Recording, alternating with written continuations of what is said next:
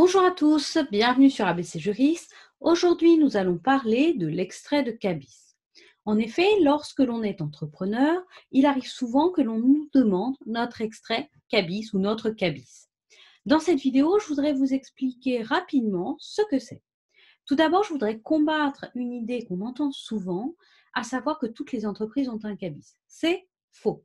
Seules les entreprises enregistrées au registre du commerce et des sociétés, le RCS, ont un extrait cabis, peuvent avoir un extrait cabis. Les autres sociétés, ce ne sera pas le cas, je vais y revenir. Qu'est-ce que c'est déjà que l'extrait de cabis? C'est un document qui justifie de l'inscription au registre du commerce et des sociétés. Ce document contient tous les éléments qui concernent la société enregistrée. Sa forme sociale, son capital social, son adresse, son code NAF, la description de son activité, etc. On parle de cabis ou d'extrait de cabis pour les personnes morales. Lorsqu'il s'agit d'une personne physique, on parle d'extrait K, seulement extrait K. Puisque le cabis ne concerne que les personnes enregistrées au registre du commerce et des sociétés, cela veut dire que cela exclut tout d'abord les artisans. Les artisans ne sont pas inscrits à ce registre, ils n'ont pas d'extrait de cabis, mais ils sont inscrits au répertoire des métiers. Et dès lors, ils ont également un document qui répertorie toutes les informations concernant leur société et on se parle alors d'extrait D1. Également, on notera que les professions libérales n'ont pas de registre. Elles sont inscrites à l'URSSAF, donc pour prouver leur enregistrement, il suffit qu'elles donnent leur numéro de SIRET ou de SIRET.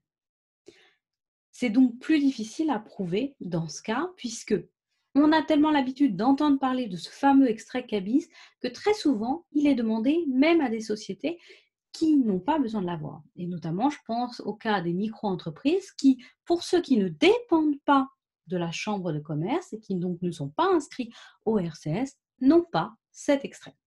Alors, on notera qu'il est demandé très souvent pour les démarches telles que l'ouverture d'un compte bancaire professionnel, la signature d'un bail commercial, des candidatures pour des appels d'offres ou l'achat de matériel professionnel.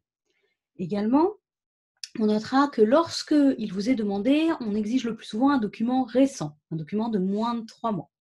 Cet extrait de cabis, comment l'obtenir? Vous pouvez l'obtenir si votre société est enregistrée au registre du commerce et des sociétés, encore une fois, auprès du greffe du tribunal de commerce dont votre entreprise dépend.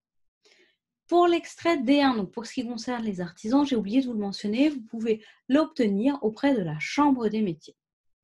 Et pour les professions libérales, c'est auprès de l'URSSAF que vous avez, mais normalement vous l'avez déjà, notamment sur votre facture, votre numéro de sirène ou de sirène. Voici pour cette présentation du cabis, de l'extrait de cabis. Je vous rappelle que sur ABC Juriste, je vous propose des vidéos pour les entrepreneurs également. Donc n'hésitez pas à me contacter si vous avez des questions et à me proposer des sujets de vidéos qui pourraient vous aider dans votre vie d'entrepreneur. N'hésitez pas à vous abonner pour me soutenir et pour me suivre. Et je vous remercie pour vos commentaires, vos j'aime et pour tous les retours que je peux avoir sur les vidéos. Je vous retrouve très bientôt pour une nouvelle vidéo sur ABC Juriste.